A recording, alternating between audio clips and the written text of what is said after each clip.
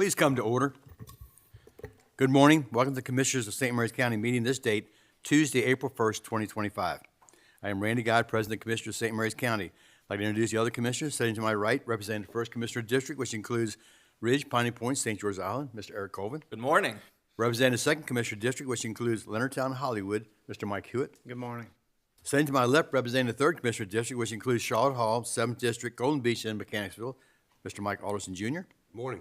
Representing the 4th Commissioner District, which includes Lexington Park, some of California, Great Mills, and some of Hollywood, Mr. Scott Ostro. Good morning.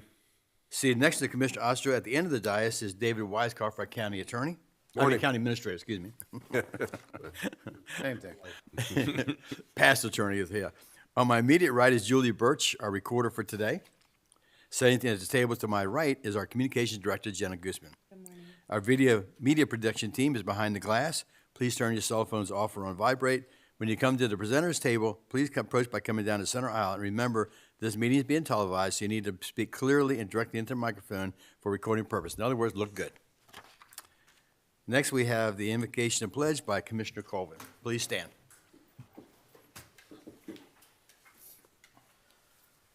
God Almighty, we thank you for this spring weather that you've given us. We thank you for the beauty of your creation, and we thank you for this opportunity to serve. We ask that you would guide us in the work that we do. In your name we pray. Amen. Amen. Please join me in the pledge.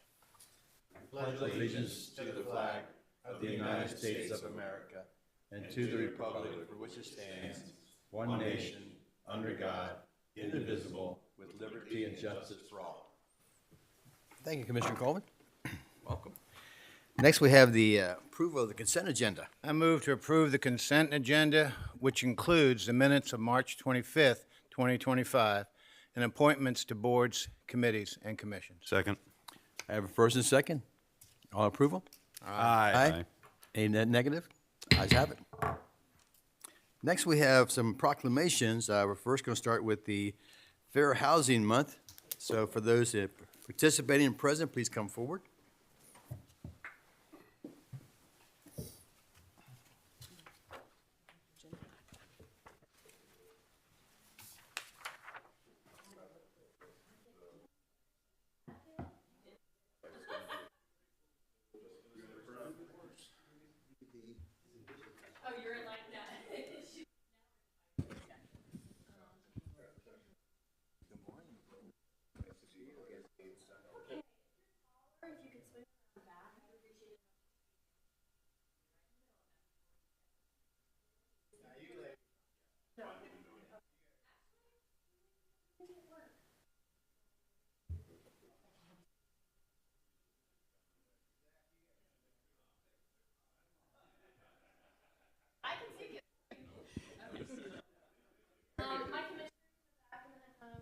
Commissioner Ostro, if you could.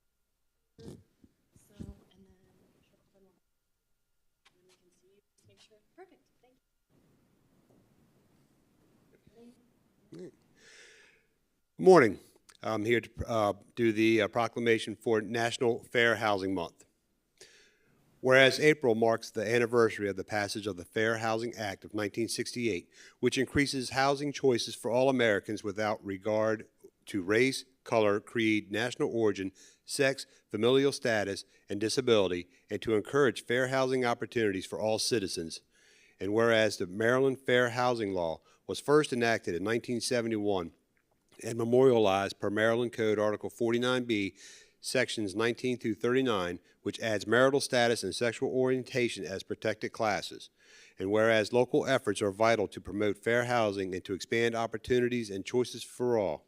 And whereas the St. Mary's County Department of Aging and Human Services, the Southern Maryland Association of Realtors, the Housing Authority of St. Mary's County, the St. Mary's County NAACP Branch 7025, and the St. Mary's County Human Relations Commission, in addition to local property owners and management companies, continue to build alliances supporting fair housing.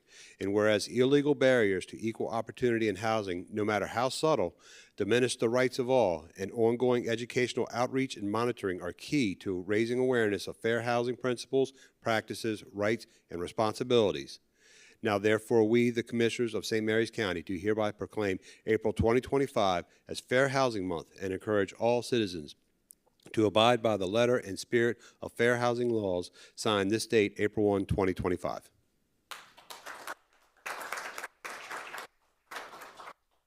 Good morning. So on behalf of Maryland Realtors and Southern Maryland Association of Realtors, we really just say thank you for the acknowledgement, and we celebrate Fair Housing Month with you all. Sure. What's that? Sure. I'm Billy Rabbit. I'm the St. Mary's Director for the Southern Maryland Association of Realtors. Cynthia Brown, Human Services Division Manager. Hannah Gerst, Housing Authority of St. Mary's County, Director of Rental Services. Melissa Sandy, Housing Authority of St. Mary's County Operations Manager. You just pass it straight down. Thank you. Aisha Holmes, Maryland Realtors. Good morning, Lori Jennings Harris, Director, Department of Aging and Human Services. Good morning. I'm Joan Sullivan Cowan. I'm a community activist who regularly attends planning and appeals meetings to try to get us the housing that we need here in our county.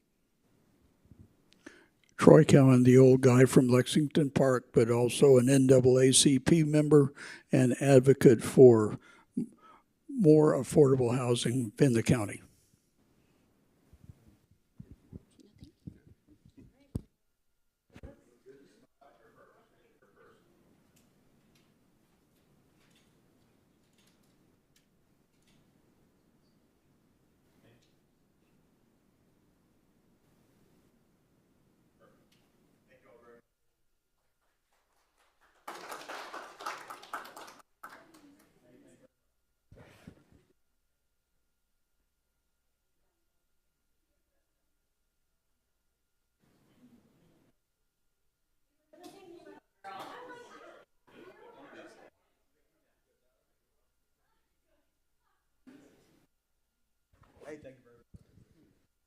All right, next we have National Child Abuse Prevention Month.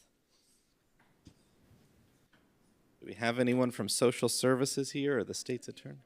Okay, I know we were having the state's attorneys on. There we go. Oh. I'll give you this to- Oh, Okay, thank you.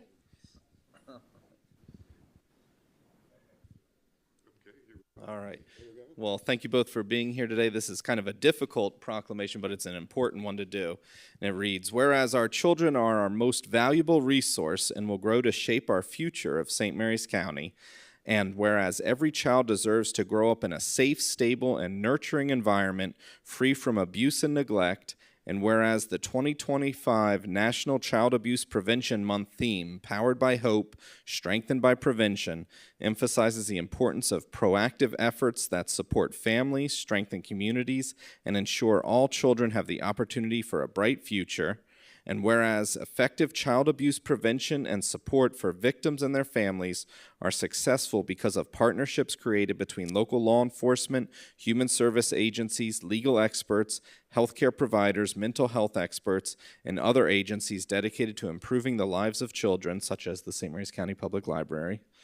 Whereas St. Mary's County multidisciplinary team comprised of these key representatives meets regularly to coordinate resources for the protection and benefit of vulnerable youth, now therefore we, the Commissioners of St. Mary's County, do hereby proclaim the month of April as Child Abuse Prevention Month in St. Mary's County and call on all citizens, community organizations, educational institutions, and businesses to work together to prevent child abuse and strengthen the community in which we live. This date, April 1st, 2025.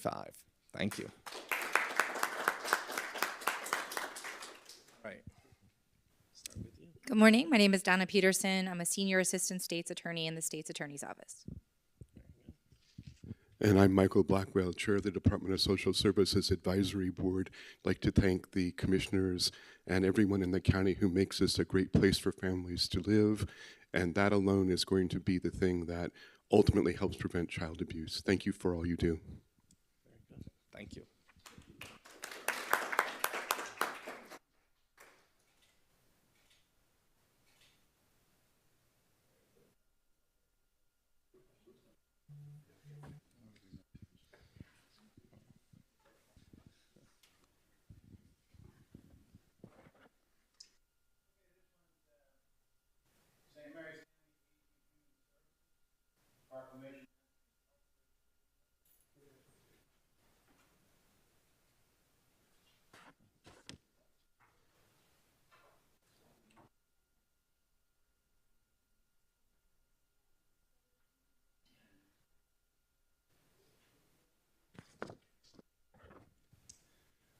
Okay, National Healthcare Decision Day. Now, many of us know we work hard all our lives to build wealth, to give something to our children, but it's said that in the final year of our lives sometimes that you can spend all the money, all the wealth you've accumulated can go away. Excuse me. The point is, having a healthcare directive is very important. So everybody wants quality of life, and many times it's about quantity of life, and sometimes they don't match. I've seen a lot of people go through a lot, and anyway, let's just say, make sure your loved ones know what you want when you get ill. So whereas we encourage everyone in our community to take charge and be proactive in communicating and documenting their wishes regarding their personal health care in emergency situations, such as illness or injury that could require decisions to be made on behalf of the patient. And whereas it is of utmost importance to have meaningful conversations about health care wishes for yourself and for your loved ones in advance of any tragedy or illness that may strike. And whereas the only reliable strategy is to discuss your values and your wishes ahead of time with your healthcare provider and those who will make decisions for you if you were to become incapacitated, so that they are clear about what you want, are willing to support your wishes, and have the appropriate documentation.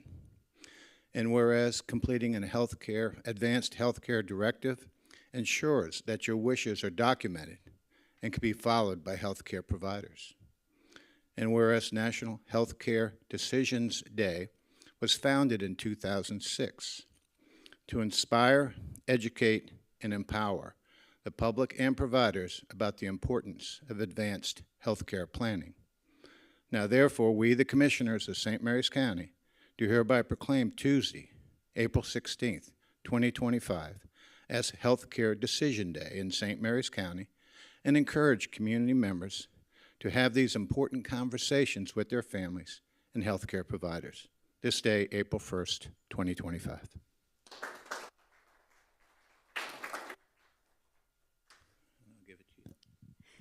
Good morning. Thank you, Commissioners. I'm Rebecca Kessler with the St. Mary's County Department of Aging and Human Services. And in perfect sync with this day, annually we hold and coordinate a law day. So if you have not documented an advanced health care directive, this is your opportunity to do so at no cost to you. We have a large group of volunteer attorneys coming to the senior centers and to our department to provide this for you. And so if you are looking to do this, and here's your opportunity. And so you can call your local center closest to you, Senior Activity Center, or our department, and schedule. And I have flyers here if anybody would like one. Thank you. Good morning again, Lori Jennings Harris, the Department of Aging and Human Services. So thank you, Commissioners, for this proclamation. Even though it's a tough conversation to have, it's so very important to talk about what your wishes are or what they would be in the event that you're not able to make decisions for yourself. An advance directive is an important document for all families, not just for the person who may need decisions made for them, but for the people who need to make those decisions to help make things easier for the family. So even if it's not documented, at least have the conversations with the people who love and care about you. So thanks again. Okay.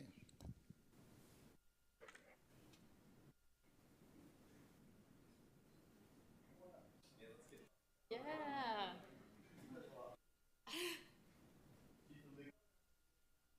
Yes, she is.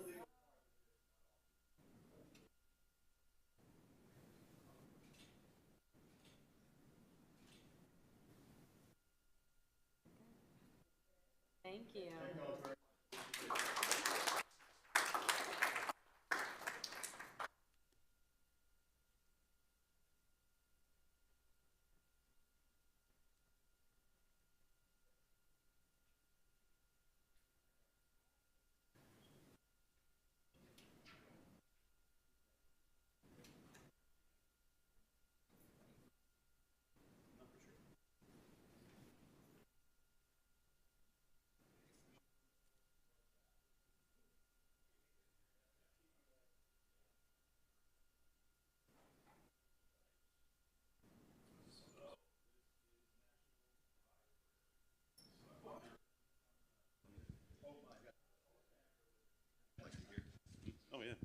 National Library Week.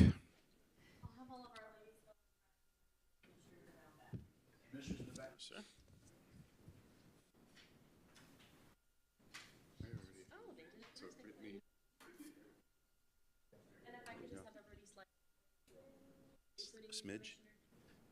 Smidged? And then in the back, we just want to make sure that you're looking between two people. Lovely, thank you. All right. So we are very fortunate to live in a community that has some amazing libraries. So, and I know my grandchildren love to go to the Lexington Park Library. They're there quite often, and there's just such a wonderful selection.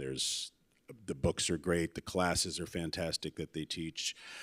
So I encourage everybody to get out and enjoy our St. Mary's County libraries. Whereas St. Mary's County is home to 3 public library facilities and 1 mobile library, which are accessible places that foster a sense of connection and build community. And whereas St. Mary's County Library connects people to technology, providing access to broadband internet, public access computers, and technology training that are critical for accessing education and employment opportunities. Whereas St. Mary's County Library and its services extend far beyond the 4 walls of a building, offering opportunities for everyone to connect with new ideas and become their best selves through access to multimedia content, programs and classes, in addition to books. And whereas St. Mary's County Library encourages early literacy through programs, specialized staff, and educational materials which teach parents and caregivers how to develop children's vocabulary, self-expression, and reading comprehension, all tools they need to become successful readers and lifelong learners. And whereas in times of crisis and in everyday interactions, libraries and library professionals play an invaluable role in supporting their communities. Whereas St. Mary's County Library strives to develop and maintain programs and collections to suit everyone in the St. Mary's County and ensure access for all. Whereas libraries are cornerstones of democracy, promoting the free exchange of information and ideas for all. St. Mary's County Library is joining library staff, supporters, and advocates across the nation to celebrate National Library Week. Now, therefore, we, the Commissioners of St. Mary's County, hereby proclaim April 6th through the 12th, 2025, as National Library Week in St. Mary's County, and encourage all residents to connect with their library by visiting in person or accessing resources and services online.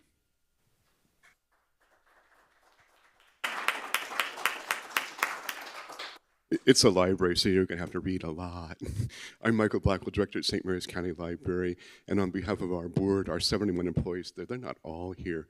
I'd like to thank the commissioners not only for their great support of libraries, although they certainly do support us very, very well, but to all county employees as well for building a county where we can all thrive, and I really appreciate this. Thank you so much. Hi, Amy Ford. I'm the branch manager at Lexington Park Library, and thank you, Commissioner, for the kind words about the library. It is an honor to come out and every day and serve the citizens of this county, so we appreciate it. Thank you. Hello, I'm Amy Dickinson. I'm the branch manager of the Leonardtown Library. Ditto. So. I'm Sarah Stevenson. I'm the virtual services coordinator, and thank you and everything Amy said.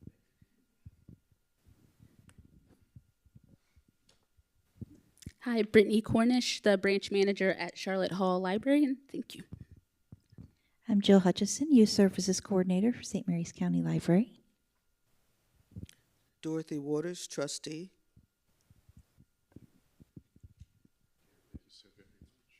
Absolutely. And it's time for pictures.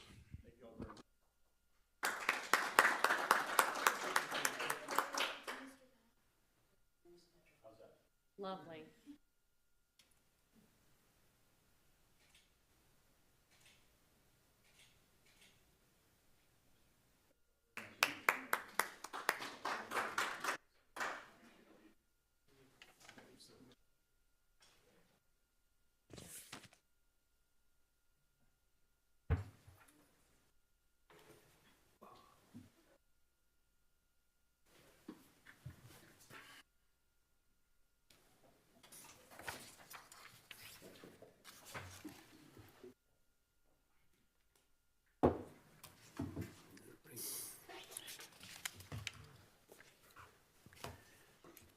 Okay, next we have a Department of Emergency Services requests for public hearing, proposed animal ordinance revision.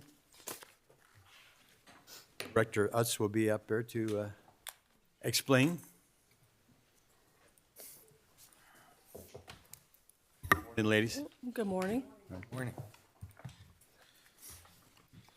Commissioners, we are requesting approval for a public hearing proposing just a narrow change to the animal control ordinance. As you know, last year, after extensive work from 2020 to 2024, the the supervisor of animal control, the Animal Control Advisory Board, and partners worked for a broad, extensive animal control ordinance update. In April of last year, we held a public hearing here. We heard from 20 speakers, received 5 additional emails, and took into consideration all the public comments. One of those comments was specific to the definition of commercial animal establishments, and since that time, it was adopted in June. I think we've heard some additional comments, some commissioners have received some feedback, and so we're looking really to just make a very narrow change to that ordinance. It's not quite a year old, so we're not looking for a broad a refresh or change to this ordinance. We're just kind of sort of settling in on it, but we are looking to strike that one line where 5 or more dogs are kept for that commercial establishment. You know, typically it's just the families who have 5 dogs, or the folks who maybe are temporarily holding a dog for someone on military deployment who are concerned about what that part of the ordinance how that might impact them. So again, it's a very narrow change to the ordinance. We're not looking for anything broad, no major overhaul again.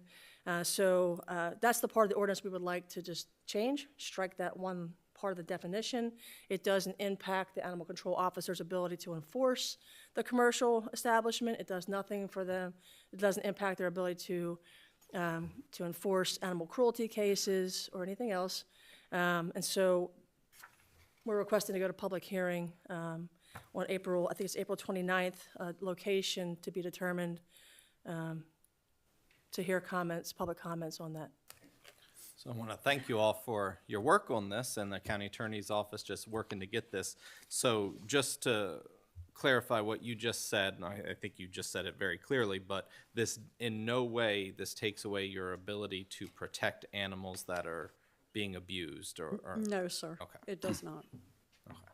Well, I think what's important here is that when you make decisions, obviously you have to do something, but when you see something that needs correction, then you go and correct it.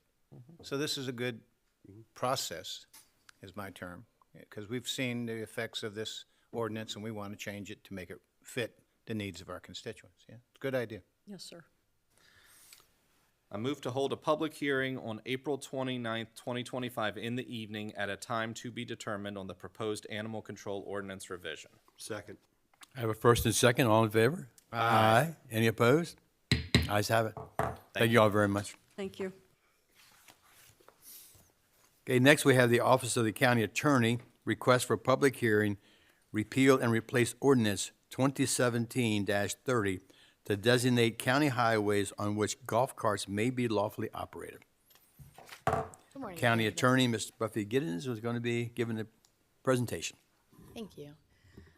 So this began some time ago with the passage of Transportation Article 21-104 might get these mixed up, .3.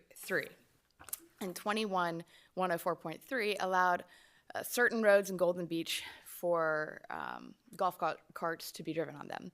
As a result of that authorizing legislation in Annapolis, there was an ordinance passed here that outlined which roads those were.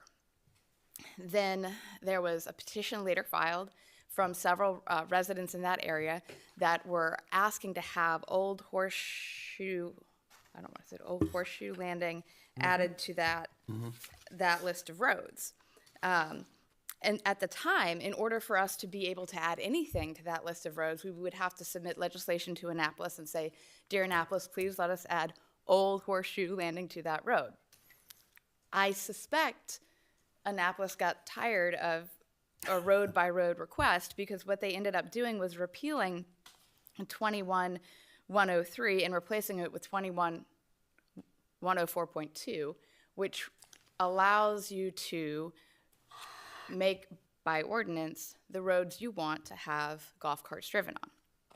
So what we're asking for today is a public hearing on the request to repeal the old ordinance, which cited the now repealed authorizing language, and enacting a new ordinance, which basically revives all of the old roads that were previously approved and adds to that old Horseshoe Landing Road. In drafting this and coming to this new ordinance, there were a couple of things in working with DPW&T that they wanted to emphasize, and one of those things was making sure that there would be a sign posted on the road so that motor vehicle drivers that weren't driving golf carts would know that golf carts would be driven on those roads.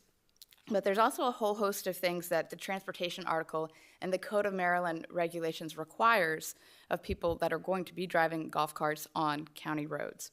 And those are limits as to when they must be driven. They can only be driven between dawn and dusk. There can't be a road outside of those previously authorized Golden Beach roads that a golf cart is driven on with a speed limit that exceeds 30 miles per hour. And there have to be certain lighting devices on the golf carts.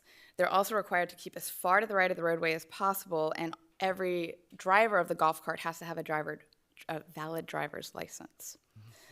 The lighting requirements include red reflectors at the rear of the vehicle and yellow or amber reflectors at the front and sides of the vehicle. There also has to be at least one red tail lamp to illuminate the rear of the vehicle and to indicate the direction of travel, as well as at least one amber or yellow park lamp to illuminate the front of the vehicle and to indicate the direction of travel, and at least one white projecting beam lamp, a headlamp, mounted so that the lamp does not adversely affect the vision of operators of other vehicles. So I think there's all these safety precautions because inherently it's somewhat dangerous to drive a golf cart on a road that regular motor vehicles travel. This was a concern of the Department of Transportation, and I understand the director's here and opposes this ordinance. I'm assuming it's because of safety concerns. The Department of Public Works and Transportation did conduct a speed study on Old Horseshoe Landing Road, and on that 0.6 mile stretch straightaway, there was one vehicle that was recorded as going 69 miles per hour in that 30 mile per hour speed zone. I'm here to answer any questions that you may have regarding the request for public hearing to repeal the old ordinance and enact the new one. So the main thing this does is once we pass this, it gives us the authorization without going to the General Assembly anymore. So the General Assembly gives you that authorization.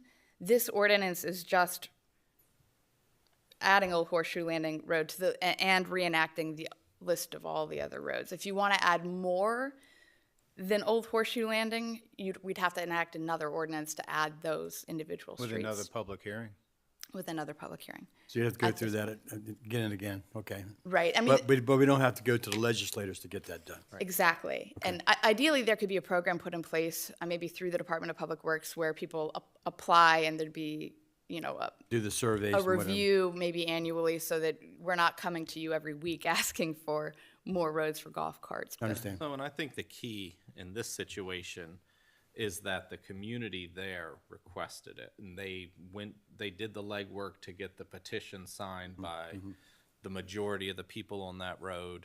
And then I agree that the key guiding feature is safety, and so we want to be safe, and people need to understand risks of undertaking driving a golf cart on the road, and they need to follow the rules. There shouldn't be children ever driving a golf cart on a road. You need to have a driver's license and follow all these rules. And I think increased enforcement of the speed is important, but also I like Mr. Gotch's suggestion that there be signage put up and education along with it too. So I'm in support of this hearing. But I would say to the commissioners, since we just approved a public hearing for the evening of April 29th, we should do this one in the evening also, to give the community members a chance to come out and speak. Well, I would agree with that, but tell me, would it be wise to just put out opportunity for anyone in the public to know that this is happening, so we wouldn't have to do this piecemeal each time a road wants to be done? But this is an opportunity, and won't do it again until next April or something. Some way for people to understand that this is now available to them. Right, and I imagine that after the budget passes, there might be an opportunity for legal and the Department of Public Works and Transportation to get together to devise some sort of program or policy or procedure for an application, and then present that annually. All right, well, that might be an idea, but to get this one done. Now, tell me, I had two questions. First one's this: what designates a golf cart? Obviously, I've been golfing. I know what a golf cart is. But is a Gator, John Deere Gator, a golf cart? I mean, I've seen multiple types of those types of vehicles on the road, and I would say that if someone says, "Well, look, you're in a Gator. You're not in a golf cart." That's a big deal. That would be my first thought. Second one would be, I have seen instances where people who do not have a driver's license, who are obviously minors, are driving these things on the road. I've seen it especially down in Tall Timbers. And look, they're fine with it. I guess their parents are fine with it. But if you find that situation and you pull it over, or a policeman pulls over a golf cart with someone without a license, who gets the ticket? The parent, the guardian? What happens? I guess it depends on maybe the age of the They take the kids away? person, right? Obviously. No, Haul look, them away. I'm being sarcastic. I appreciate I don't know exactly. I think it would depend on the situation and depend on the age of the child driving the golf cart. Because I think if you're I've seen 10-year-olds. if you're too young, then I imagine your parents are going to get a phone call. But if you're 16 or 17, or you're a minor, but you would be eligible to have a driver's license, that might be a different situation. Well, who gets the ticket? I would imagine that if you're driving without a license and you're eligible for a license, you are going to get the ticket if you're 16, 17, 18. And you're a minor and you're doing it. Do you go to the parents' home? Do you ask where they live, or what do you do? I'm not 100% sure, but if it's like a 9-year-old, I imagine that they go to the parents, that the police would go to the parents' home and have a conversation. Okay. As to the first question, a golf cart is actually defined under under COMAR. I feel like such a nerd saying this. Under COMAR 11.13.13.2, and it specifically defines a golf cart. It means a small four-wheeled vehicle powered by a gasoline or electric motor with seating designed to carry more than one occupant, a maximum capable speed of not more than 20 miles per hour, a windshield, and a steering wheel. A golf cart does not mean a motor vehicle as defined in 11.135 of the transportation article. A low-speed vehicle is defined in 11.130.1. An off-road recreational vehicle is defined in 11.140.1, and a motor vehicle capable of being registered as any other vehicle classification under the transportation code. So I don't have memorized what those sections of the code are. You say it needs a windshield? It does need a windshield and a steering wheel. Most Gators have already had the lighting required, and then Oh, mine doesn't. But look, it's not about me.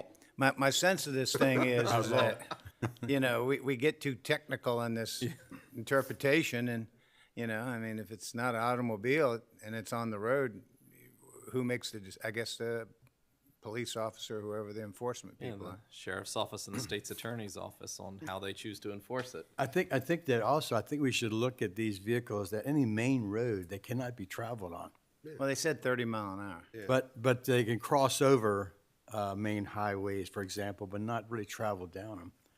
I don't know I suppose at a certain speed limit, if they exceed that, you said 20 miles an hour is the golf cart? That's the golf cart limit. Oh, right. I mean, So if they go over that, I would think they'd have to be licensed as a regular motor vehicle. I don't know. They have to have all the precautions, seat belts, everything else that's required by law, and they have to be licensed.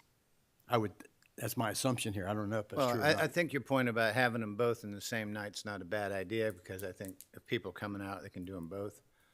So I'll move to approve and authorize the Office of the County Attorney to hold a evening public hearing on April 29th, 2025, at a time to be determined by staff on the proposed ordinance to repeal and replace Ordinance 2017-30 to designate county highways on which golf carts may be lawfully operated. Second. I have a first and second. All in favor? Aye. Any opposed? Ayes have it. Thank you. Thank you. Thank you.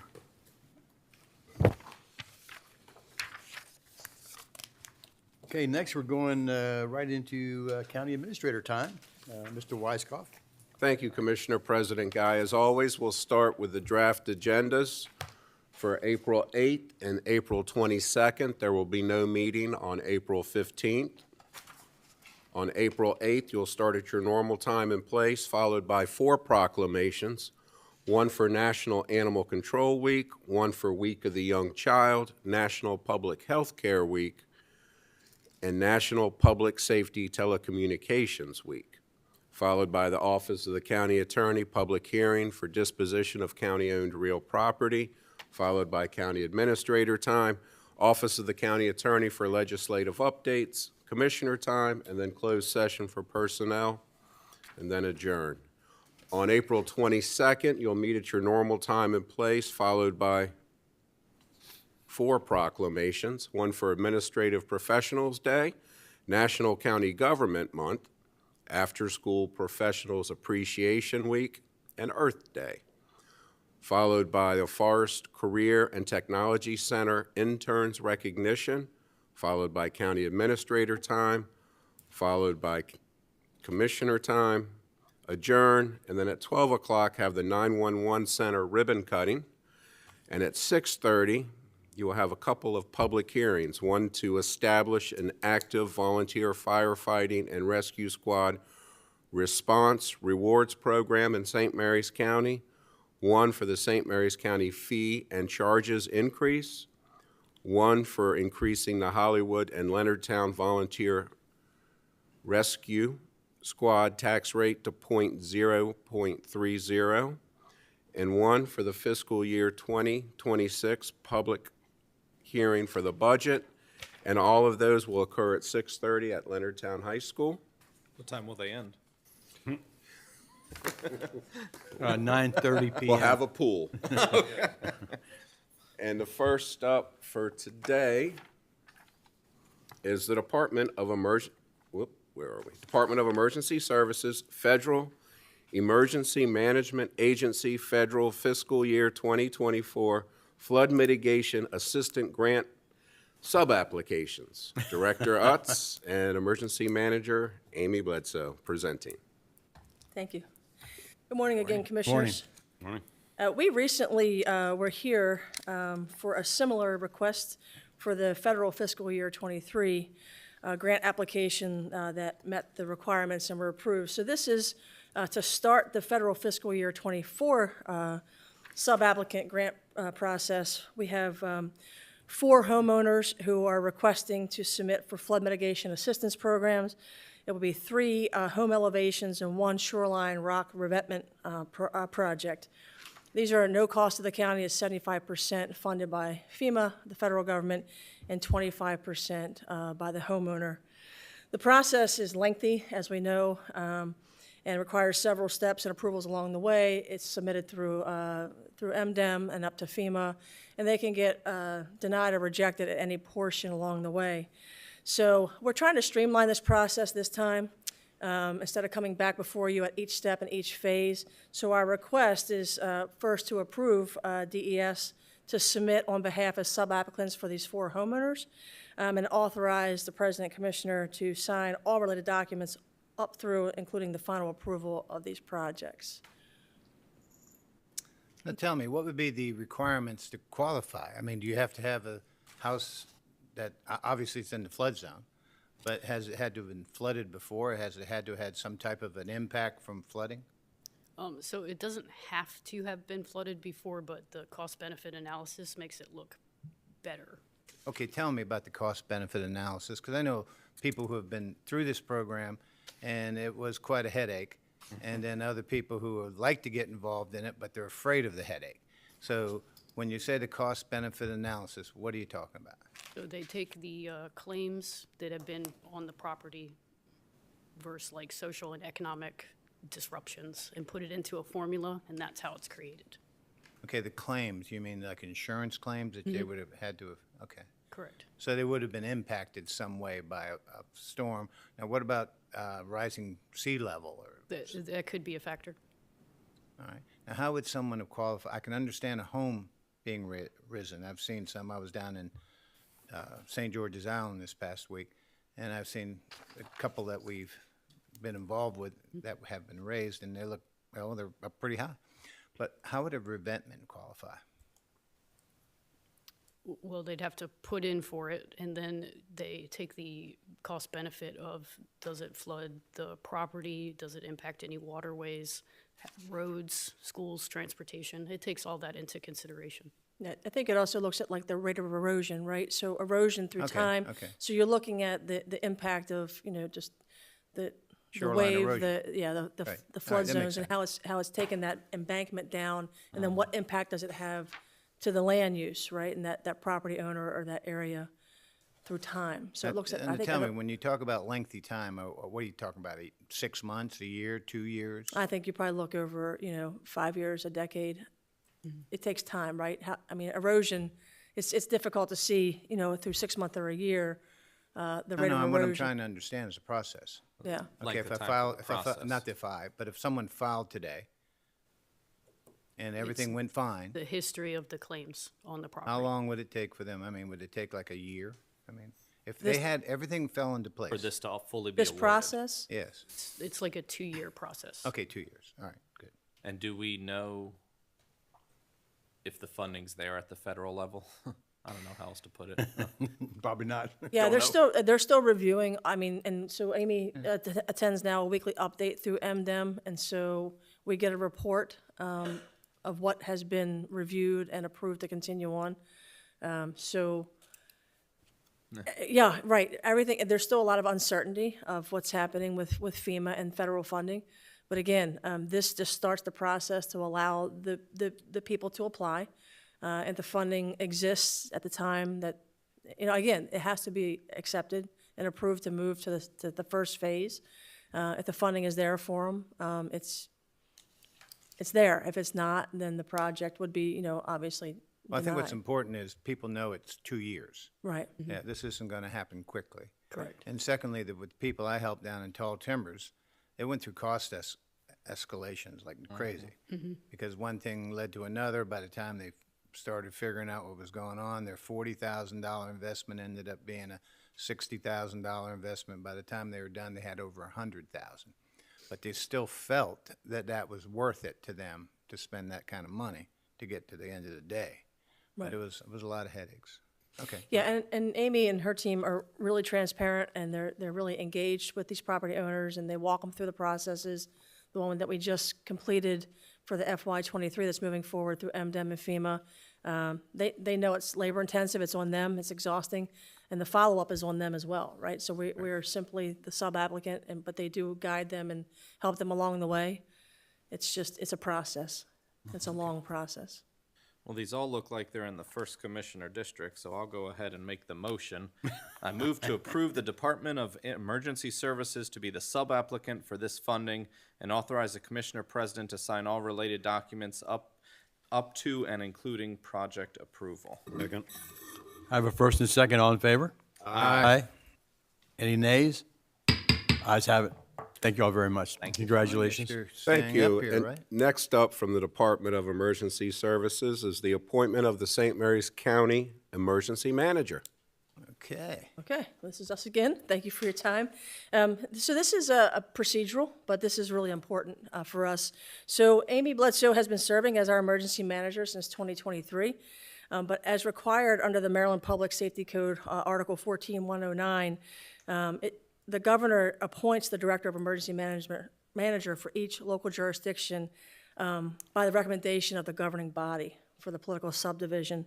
And so Amy has been serving us very well in her capacity. Her resume is attached for your review. She's very educated, she's very well qualified, and again, serving very well. So this is sort of a procedural issue for us, but what we need and are requesting is for the commissioners to make the official recommendation to Governor Moore to appoint Amy as our emergency manager. Once that recommendation is made, then there is a process for Amy to complete on the Maryland portal for the appointment, so she can officially be named our emergency manager. It's just a procedural issue that was unfortunately overlooked when she was appointed, but we do need her to be officially named our emergency manager. And part of our request to sort of close the gap on this in the future is to allow once we name, this is a merit position, so once we're not looking to replace Amy anytime soon, but if in the future, we name a new emergency manager, just to allow us to go ahead through the appointment process, through a more natural process than having to come before and make these recommendations, just to kind of streamline the process for us a little bit. Well, Ms. Bledsoe, I think you're eminently qualified. Thank you, sir. And I'm glad to see you doing this. But tell me, what do you do as the emergency manager? If an emergency comes up, what do you do? Well, we do a lot of preparedness and a lot of planning. There's lists and checklists, and Okay, a hurricane's coming up the coast. What do you do? we start sending emails. I start making contacts to all the partner agencies, fire department, EMS. We up staff. We start planning for EOC operations. Ah, well, thank God you're there. I've seen her in action before, and she's done a very good job I of like running it. the emergency center when the time comes. And things were well done and I well agree. coordinated. I I agree. think in my limited exposure to seeing you in action with this, when we're in the EOC, the Emergency Operations Center, it's one single person who's leading the discussion and coordinating the efforts, and that's critical in times of emergency. So just one question, is this a new process? I just don't remember us having done this before. It's not a new process. It's just one that, it's, like I said, it's embedded in the public safety article, and all the jurisdictions must go through it. So the governing body must request through the governor to appoint, and it's a governor appointed position, the official emergency manager. So each jurisdiction hires and, selects their own emergency manager, but it's just something that's been embedded in the public safety article for a long time. And it just requires us to go through this process each time. Make it happen. Yeah. Very good.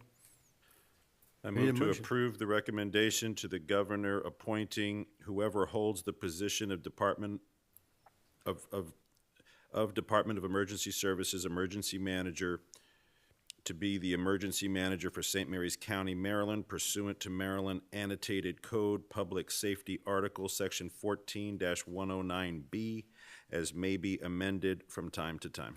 Second. I have a first and second. All in favor? Aye. Any opposed? Ayes have it.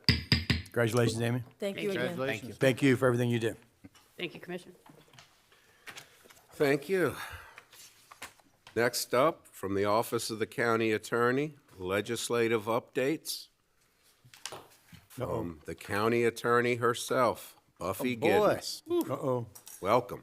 Got the lady herself up here. We got the Okay. boss this time. Special guest appearance here? As much as I wish I could say April Fools and then have John. Nope, can't do that. And we Can't. should let you know that the commissioners have a pool to see who can stump Buffy. Oh, well. Uh-oh, that'll be pretty tough.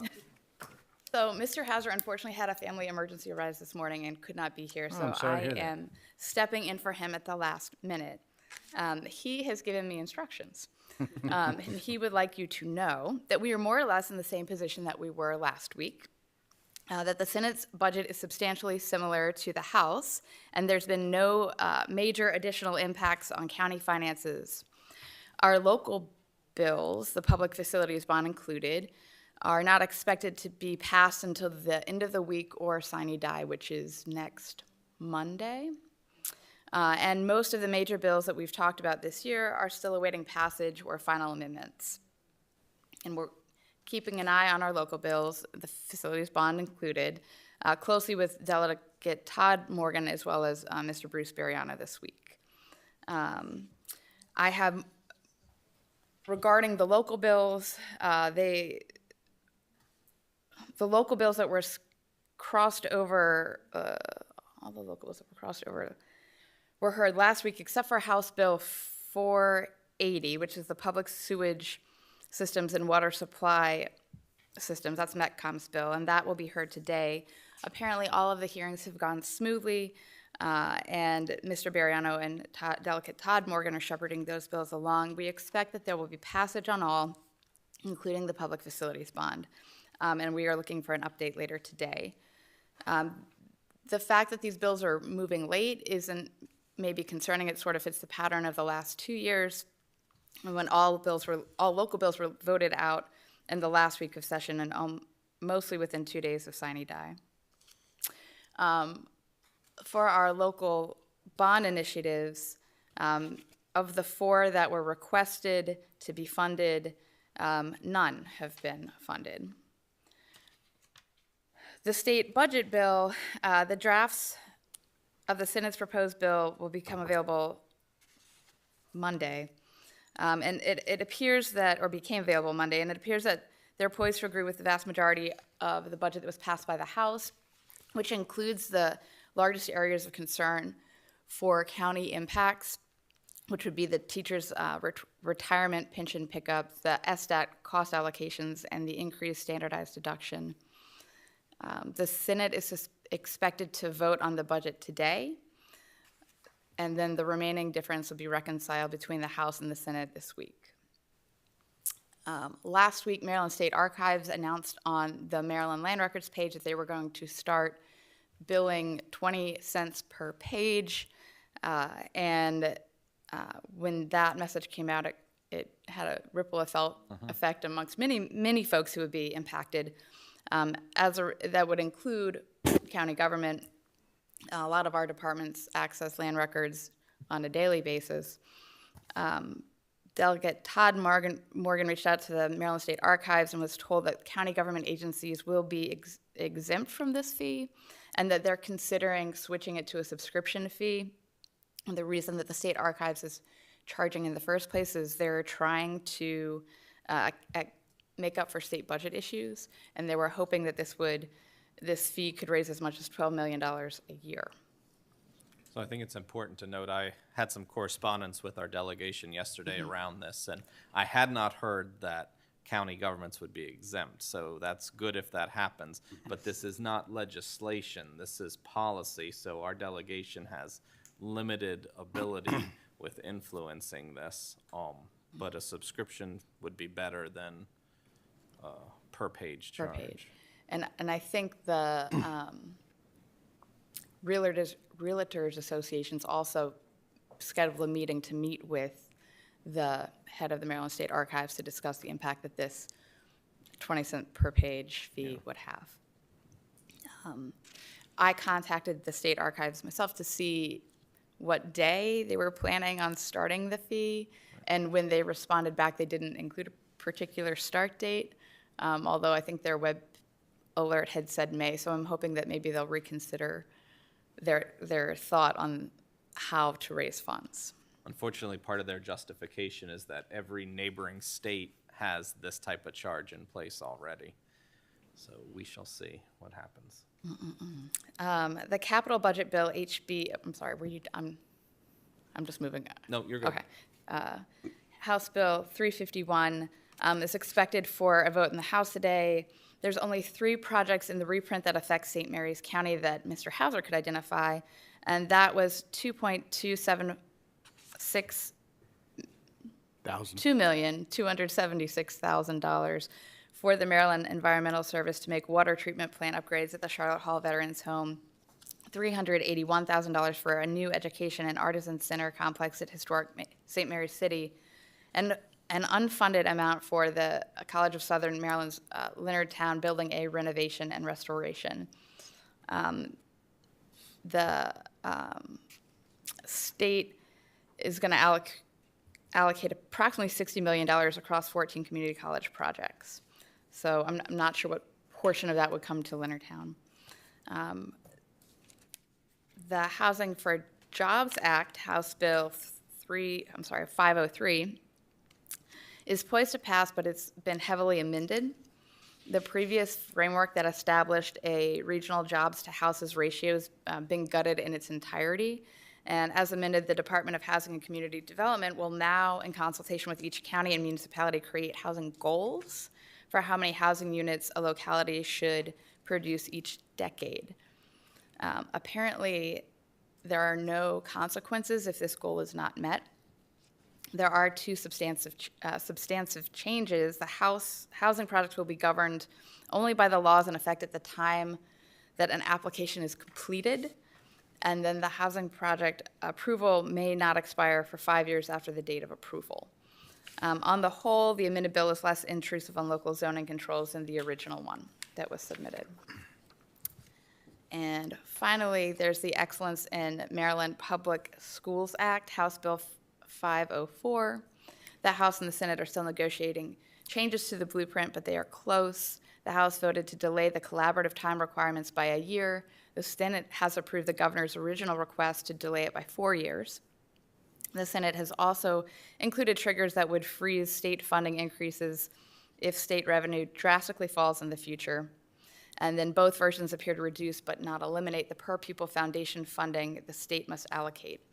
Per the fiscal note, the statewide funding for public schools will decrease by $44.6 million in FY26.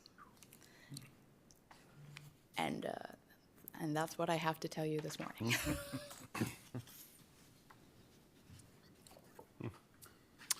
Questions, anybody? Well, as a stand-in, you did a great job.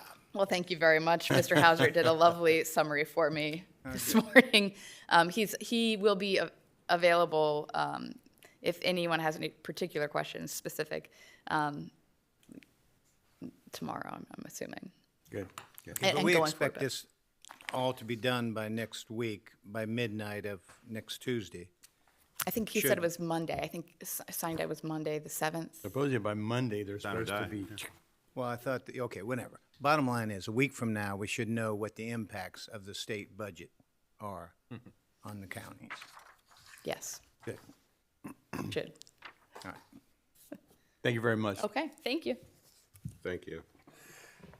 And that is all That's from the all county you have, administrator. okay. Next, we go right into Commissioner's time. We'll start with Commissioner Ostro first. Okay. Well, very busy weekend this weekend. Saturday was the super busy day. We had the Civics Bee, which was fantastic. So it's great to see that going on. Was privileged to attend the Commission for Women brunch on Saturday morning. So want to just take a moment and congratulate Charlottes Woodley for the Ruth Bader Ginsburg Achievement Award. I want to congratulate our new Tomorrow's Woman, Andrea Bradley, and I definitely want to congratulate our Woman of the Year, Kimberly McLean. Really wonderful lady, does a tremendous amount in our community, and I would be remiss if I did not also congratulate, I'm not going to go through all the names, but two nominees in particular. My wonderful daughter, Kelly Ostro, was nominated for Woman of the Year, and our very own Miss Buffy Giddens was also nominated. So congratulations to both of them for their nominations to that. Just shows that they do a tremendous amount within our community. So that's just fantastic.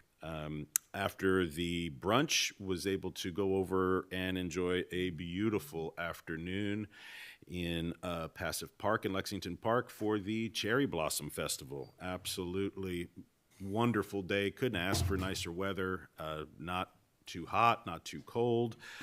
Much better than the 1 year where we had every single kind of weather in one day.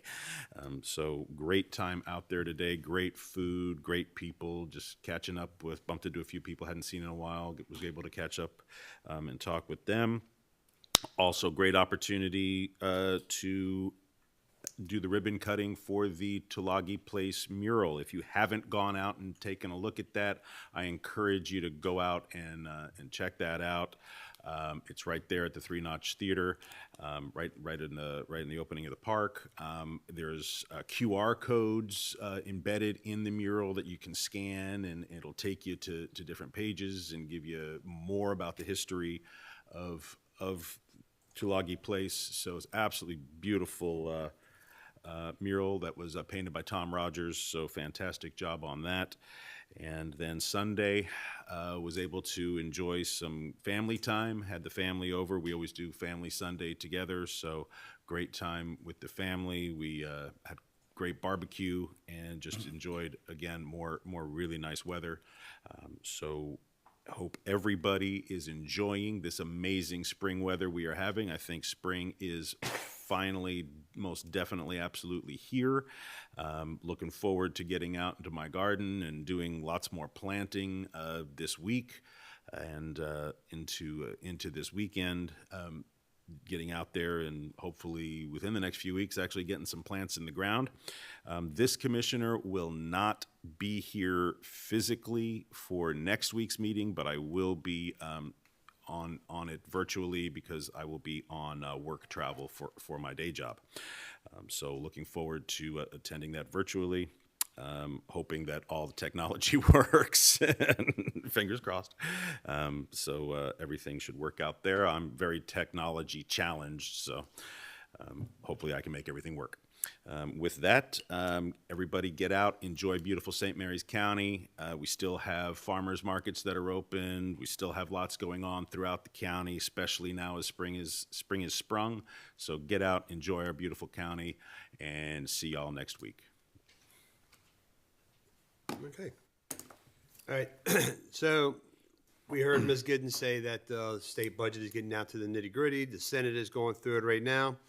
And hopefully we'll have some more answers, more solid answers over the next several days.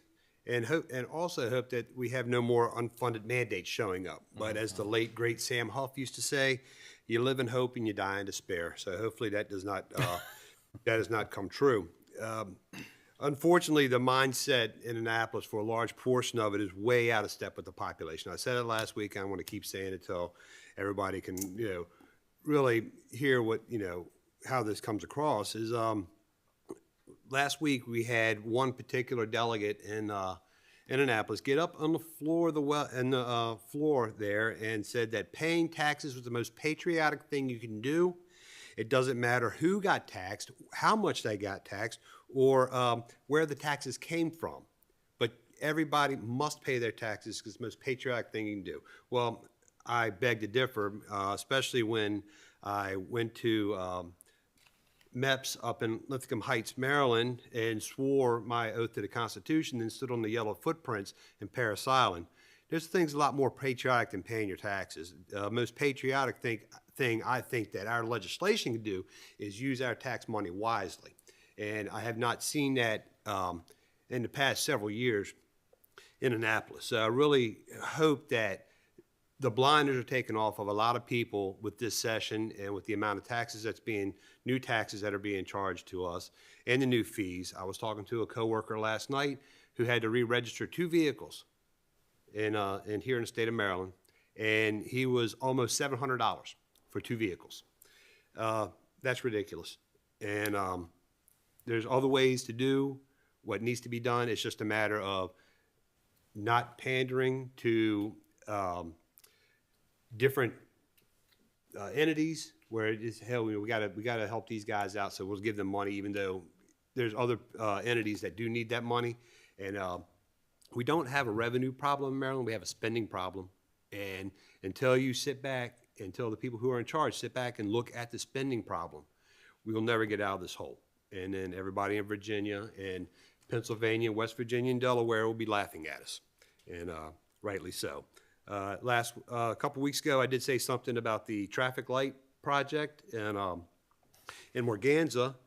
I sent an email about a month later, didn't hear anything about it, said something to Commissioner Time. 2 days later, I have an email saying, hey, we're working on it.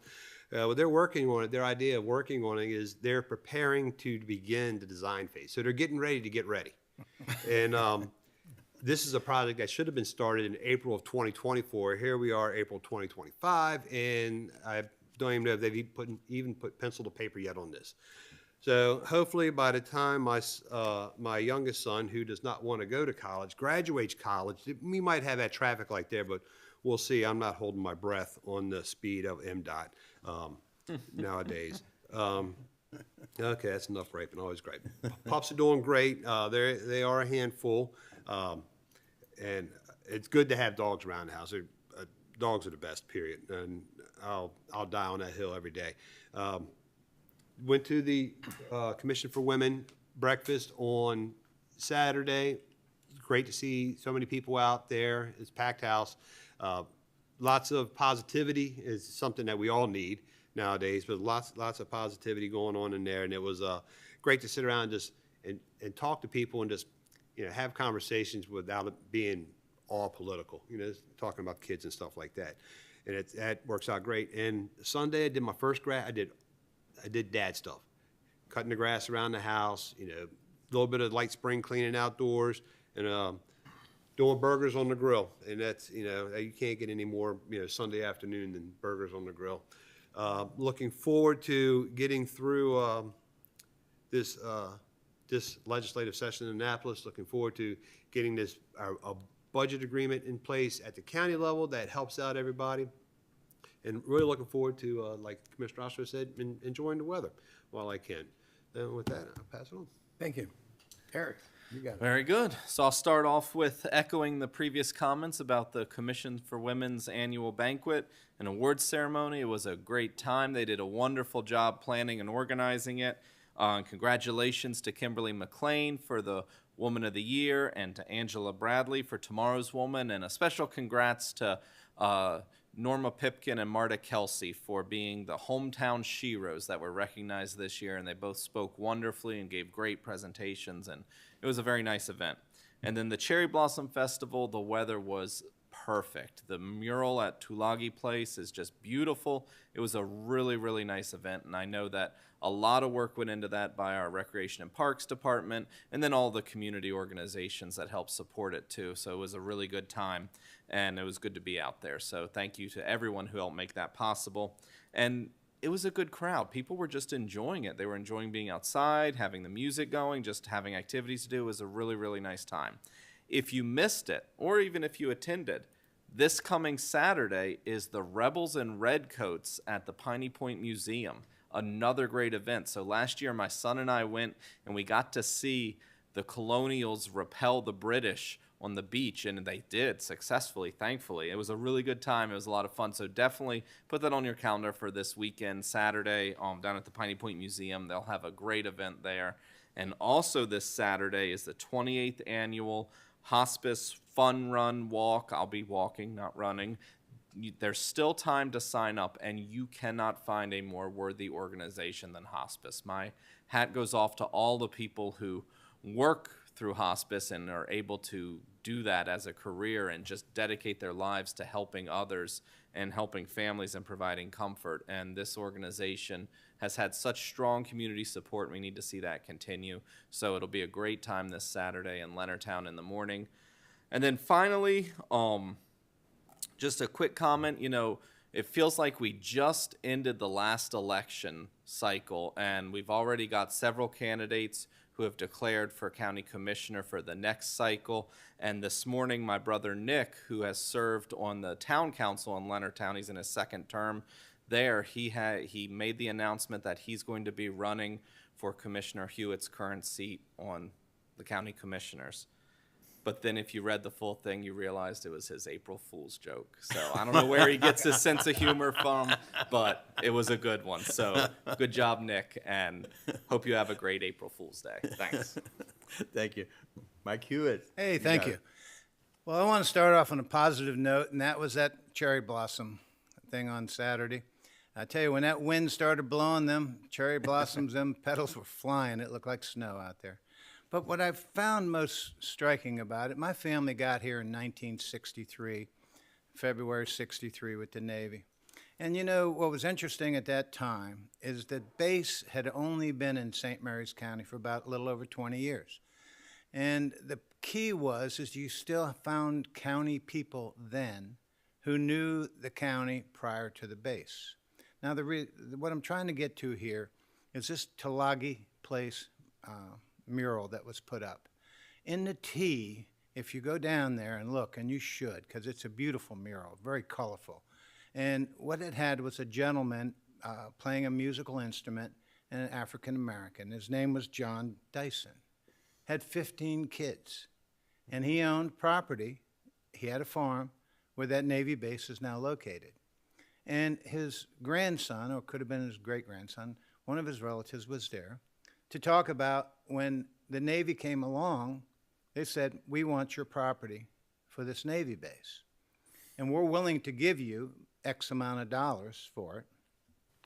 And his response was, well, you know, this is my farm, you know, this is what I know. It's been in my family a long time. And they said, well, you can either take this money or we'll just take the property and you won't get anything.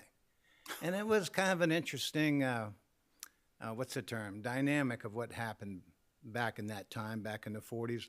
Lord knows we were at World War and that took precedent. But I remember early when I got here, when I was a young boy, came to St. Mary's County, I remember a farmer across the street from my dad's service center, and he used to complain about that Navy base and how it took the best land and best place. So this day and age, I hate to use the term we worship, but we very much appreciate that Navy base and what it brings to this county. So it's interesting how things can change over those many years. I've been reached out, several constituents have reached out to me about predatory towing practices by a towing company in Leonardtown. I'm not going to name them. But the point is, they said, Mike, what can you do about this? And the answer is, not much. St. Mary's County does not have a ordinance to control towing companies.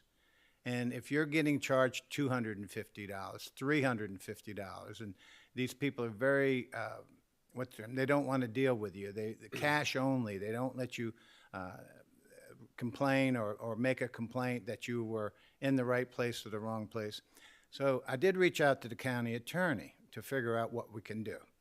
So people who are in these situations can reach out to the Attorney General of the state of Maryland through their website under the Consumer Complaint Division, which has a form for you to fill out specific to towing complaints. Obviously, this isn't something just to St. Mary's County. It's statewide. But it's something you should look into. Now, the county attorney also told me that Charles County is looking for legislation that they can pass locally that can have some kind of controls on who can be on a list of qualified towers, that someone doesn't come at 2 o'clock in the morning and tow your car away because you parked on the white line that separated you from the next parking space. So that might be something we can look into next year when the General Assembly starts, but we'll keep that in mind. But I did want to respond to those people. Now, on a more somber note, on Wednesday evening, I watched the Board of Education meeting, and I watch all of them. I just think they're interesting, and I do like to, what I do, I watch them on YouTube. I usually let them get about an hour ahead of me, so when I tune in, I can catch up or I can, anyway, the bottom line was this. It was about pull-out programs. Pull-out being when you have a special, whether it be chorus or music or something like this, that 3 or 4 kids get pulled out of a class to go take that special, and it's disruptive to the class. I've heard that from teachers before, that, you know, they start a class, several kids get up, leave, and now they got to teach the rest of the class. And these children maybe come back at the end of class or maybe not and just go to the next class. It's hard all the way around. So the school system was trying to do something about that, but obviously it was very controversial with the people who support those programs. The parents who want their children to be able to take art, music, chorus, these types of things. So they had a standing room crowd only. Now what was disappointing is the superintendent used that opportunity to talk about the budget process and how the commissioners, a majority of commissioners last year, raised the tax rate to fund education and that we weren't giving them the money. That's not true. How else? They got $7 million last year. They raised starting teachers' pay to over $60,000 a year, which was something that wasn't required by the blueprint, which we hear so much about, until July 1st of 2026. It was 2 years in advance. They got that money to fund that increase. Now they're talking about additional negotiated agreements they've had and that they need this additional funding. We get it. We understand. But we need to understand this is a process. And in the last 10 years plus that this commissioner has been sitting at this chair, we have overfunded maintenance of effort by over $68 million. And will be still classified as you're not funding us enough. Now look, that can always be, you cannot fund education enough, but you can only give so much. Now this year has been very difficult, and the fact that we don't know what the state's going to pass down to us. It's kind of narrowing down now. We're getting a handle on it. But pushing down teacher pensions on the counties, funding the SDAT, the Department of Assessments and Taxation, with county monies, is not cutting the state budget. It's not making cuts up there to fix their structural deficit. It's just passing it down to the counties who have to figure out a way to pay it ourselves without funding. It's unfunded mandates. So when we talk about this blueprint, we've been familiar with this thing for years. We've understood it's going to be impactful. But when they look at St. Mary's County, we're one of the few counties in the state that has met blueprint funding requirements. We're currently funding the Board of Education at 2029 levels that blueprint requires you to fund at. We're way ahead. It's not fair to say we're not giving them the money. But as someone who was on the Board of Education, granted it was a while back, but I did 4 years. I served 4 years there. And I'll say what I always said, and I feel this today, they're too heavy in administrative cost. They have $101 million in instructional salaries, and they have $26.25 million in administrative costs. It's 26% of that fund. It's too heavy. They need to look there. So my point is, we're going to do the best we can. I know I will guarantee that we'll give them more than maintenance of effort this year when this budget process ends. It may not be what they said they have to have. They may want to rally their troops, if that's the term, their teachers. And look, there's not a commissioner up here who does not support teachers. But I've heard teachers tell me they have 4 and 5 administrators, other than the principal and the vice principal, in their schools that are constantly watching over them. Look, someone needs to take a good look at what they're doing. It's not this commissioner's job.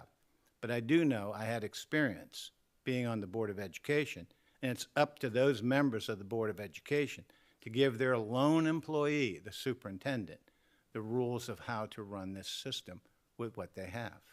So let's hope we have a kinder, gentler process going forward. Now, I'll switch over. Maryland sports. Both basketball teams lost in the Sweet 16. Someone's got to lose, but the bad thing in this commissioner's opinion is the University of Maryland men's program, they lost their coach to Villanova, and they lost their athletic director to SMU, Southern Methodist University. And 5 of their current players have entered the portal to transfer out of the college. Wow, that makes me want to say, come on, Maryland, get yourself together up there. Lastly, spring has sprung. What a difference a day makes. Yesterday was almost too hot and sunburn weather, and today we're back to with our jackets on. But it's Maryland. Thank God. Thank you. Thank you all very much.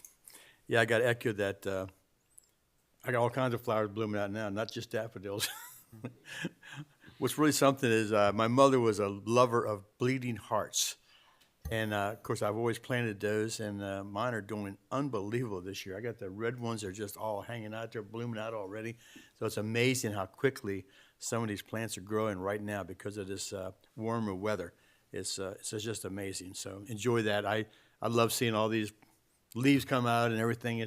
Spring is unbelievable how Mother Nature just continues to blossom out, and I'm grateful for that. It's a good thing to do.